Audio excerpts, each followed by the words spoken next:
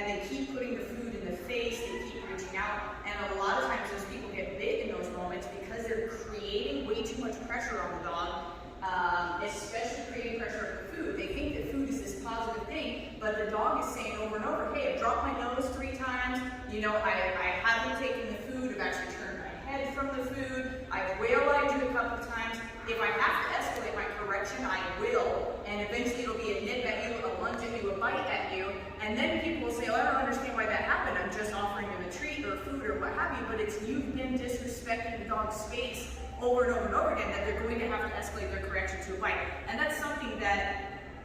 the dog, while granted it's not great that they bit, but it's understandable how they've progressed through their languages to get to that point. It's really important for the trainer or the handler or the person in front of the dog to understand how to respect them in return, respect the space that they deserve. So he's given me an answer already 4 or 5 times now that he's not into me bringing the food to his face, he's not into coming and taking the food, it's too much conflict for him right now. So I'm going to listen to that. I'm not going to keep pressuring him. I might just sit and relax with him now